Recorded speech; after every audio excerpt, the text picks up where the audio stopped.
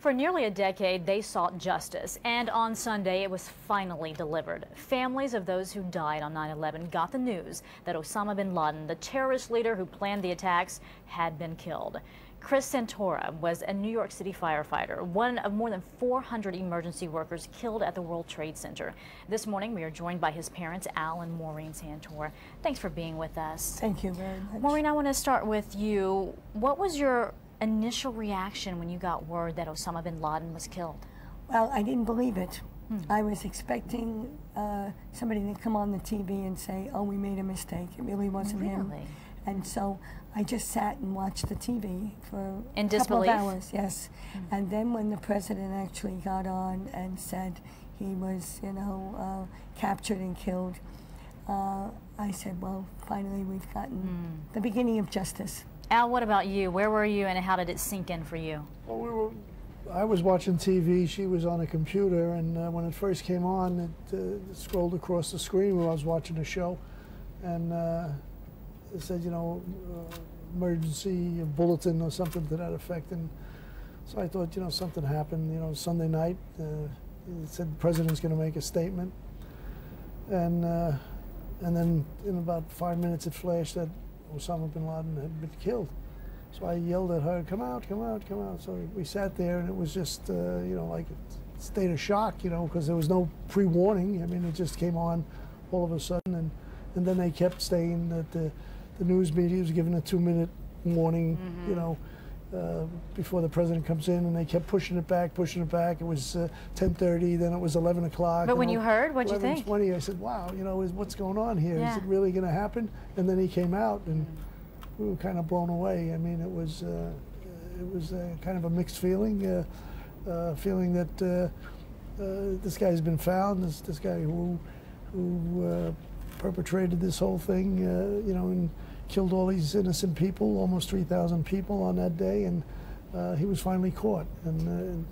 And your son was one of those that was killed on that day. Help us understand his story. Tell us about Chris, or Christopher as you call him. Christopher, yes. I always call him Christopher. Christopher was 23, and his lifelong dream was to become a firefighter.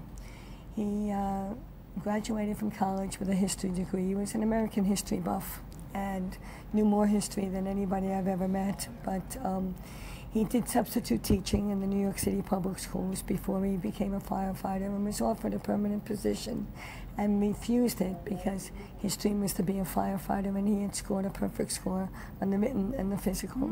And so he knew he was going to be in the first class of the new test. And in January of 2001, he received a letter that in February he was going to be inducted into the fire department. And for Christopher, that was the best time of his life. He was living his dream. He was living his dream, and he graduated in June.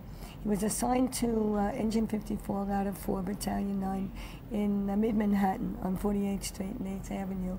And Christopher was just beside himself with excitement. He loved being in the firehouse, and he had fulfilled his dream at 23, which was wonderful. And so young too, to have lost his life in such a tragedy. I want you both to take a listen to what the president had to say, and I want to get your reaction after you listen to it. So take a listen. Finally, let me say to the families who lost loved ones on 9/11 that we have never forgotten your loss, nor wavered in our commitment to see that we do whatever it takes to prevent another attack on our shores. Al, you heard the president say, we have never forgotten your loss. Were there moments, though, when you felt like the leaders in Washington had forgotten, because it had been almost 10 years? Without a doubt. A lot of times we thought that you didn't hear things for months at a time, that they had forgotten. And if there really was an ongoing effort, that it was low priority.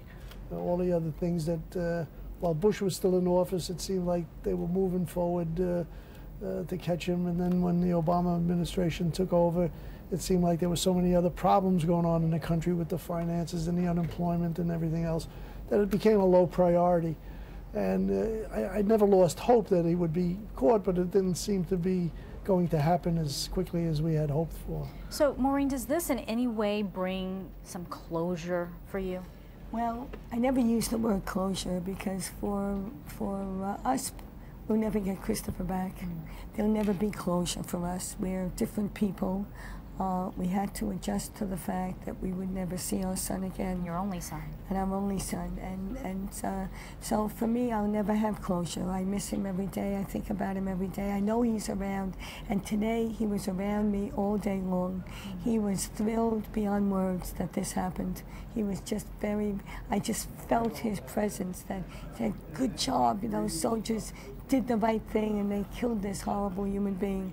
But I feel that this is one of many chapters that must occur for our world to really change. This was a person that perpetuated hatred, and he had mothers have their sons and daughters strap up and be suicide bombers. He was filled with hatred. He did terrible, terrible things to the human race. I'm delighted that he's not around. I'm delighted that he wasn't captured and brought to trial. I'm delighted that he's now off the face of the earth, and, you know, so you're glad that finished. he wasn't captured alive? Absolutely. Do you feel the same way, Al? Yes, I do, because I think that it would have been another showcase for, you know, some people, you know, to drag this out, and are we doing the right thing? Are we giving him his proper, you know, justice and so on? And you know, in this day and age, we have to be so politically correct that we can't do anything the way it should be done. So I'm just as happy that they took care of it the way they did, and I'm sure they got all the evidence they need to make sure that it was him and that there was no question about it. But I wouldn't want to have to see him be brought back to American soil, and then the circus begins, you know, and I'm happy. I'm happy. Well, Alan, Maureen, we do appreciate your time and in memory of your son coming on to talk to us about this. Thank you so much. Thank you very much. Thank you. Thank you.